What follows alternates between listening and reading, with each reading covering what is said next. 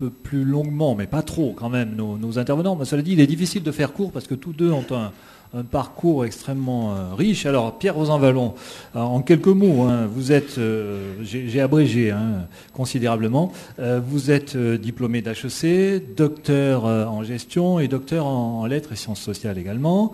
Vous avez été conseiller économique de la CFDT et rédacteur en chef d'un journal qui s'appelait CFDT aujourd'hui. Et on peut dire que vous êtes resté, et vous êtes encore aujourd'hui proche de la CFDT.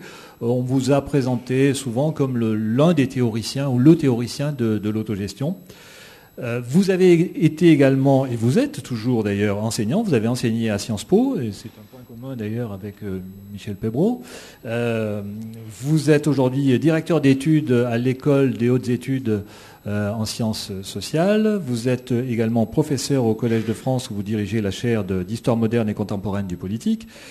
Et de façon, beaucoup plus large, vous êtes un homme de réflexion et de débat sur la société en général, les problèmes sociaux et le politique. Vous êtes notamment l'un des créateurs de la Fondation Saint-Simon, que vous avez dissoute en 1999.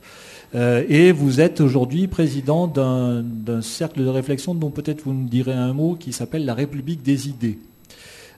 Vous êtes aussi auteur de nombreux ouvrages. Alors là, il est impossible de tous les citer, simplement quelques-uns. La crise de l'État-providence, la nouvelle question sociale, la démocratie inachevée et peut-être le thème d'aujourd'hui, en quelque sorte, le plus récent, la contre-démocratie. Et enfin, pour évoquer une note peut-être un peu plus personnelle, j'ai noté que vous pratiquiez les sports de montagne. C'est bien ça ? Voilà.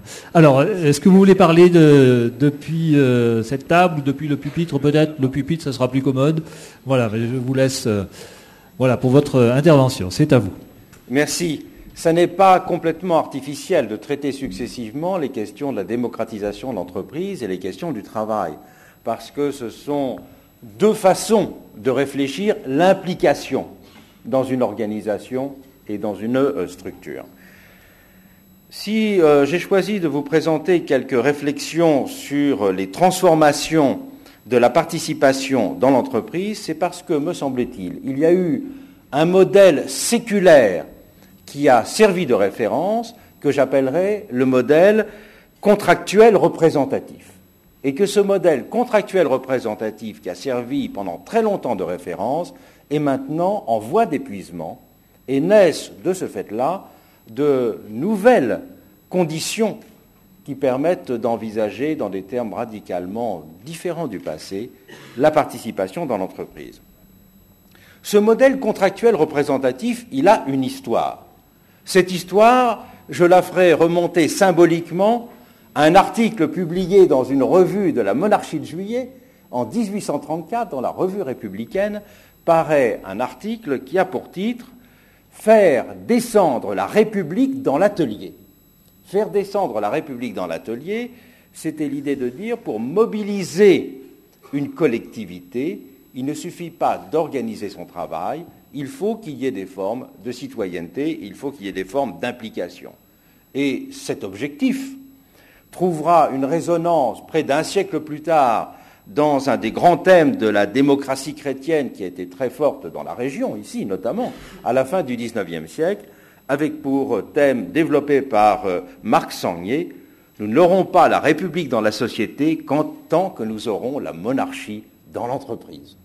Ce thème-là, exprimé de cette façon, a été en quelque sorte la matrice de tout un ensemble de programmes législatifs et de programmes réformateurs qui ont mobilisé la société française depuis les premières grandes lois sur le syndicalisme, les lois de 1884. La loi de 1884, qui va légaliser le syndicalisme en France, n'est pas une loi qui est d'abord née d'une revendication ouvrière.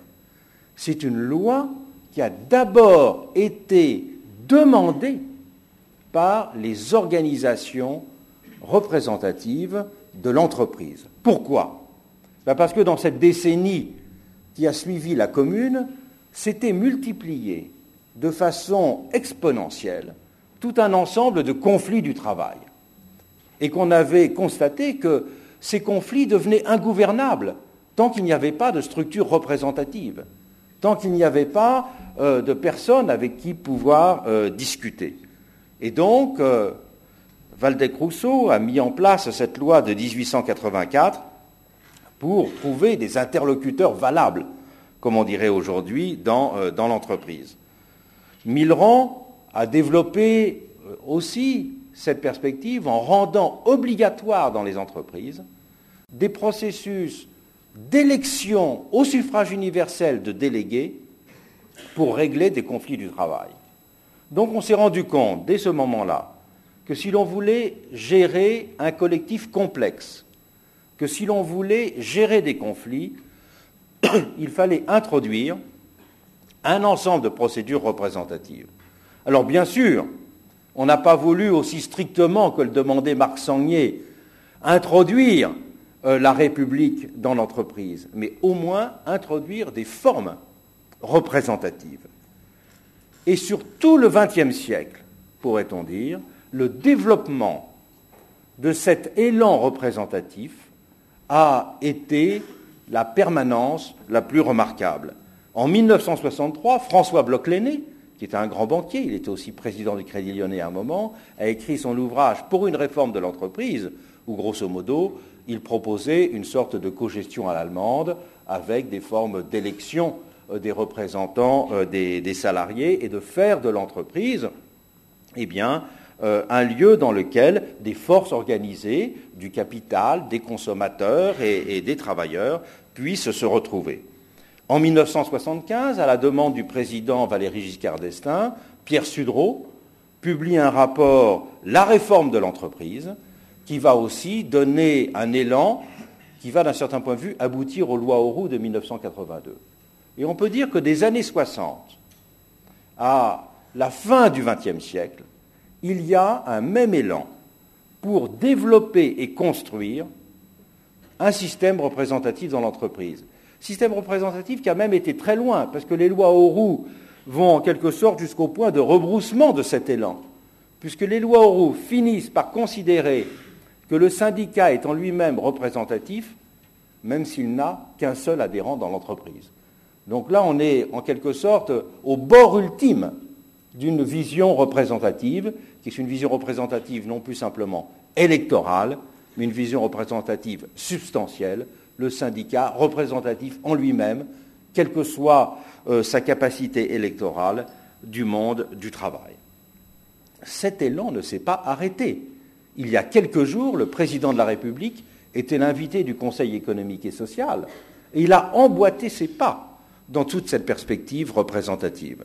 Conseil économique et social qui a publié, justement, en partie à la demande du président de la République, un rapport d'un conseiller d'État, M. Raphaël Hadas-Lebel, qui continue à aller dans ce sens d'une perspective contractuelle représentative. Il me semble que ce mouvement qui, en quelque sorte, est couronné d'un point de vue institutionnel aujourd'hui, ne correspond plus à la réalité de l'entreprise, ne correspond plus à la réalité de l'économie capitaliste moderne. Il est très important d'en comprendre les raisons. Première raison, institutionnelle. Toute la perspective contractuelle représentative reposait sur l'idée que l'économie était simplement organisée en branches relativement homogènes et qu'un système de conventions collectives permettait d'encadrer l'organisation du travail et les systèmes de rémunération. Michel Pébron nous dira peut-être que la banque est peut-être l'un des derniers secteurs qui présente un certain nombre de ces caractéristiques, mais que pour l'ensemble de l'économie, cette vision d'un encadrement par les branches et des conventions collectives ne correspond plus tout simplement à une réalité économique.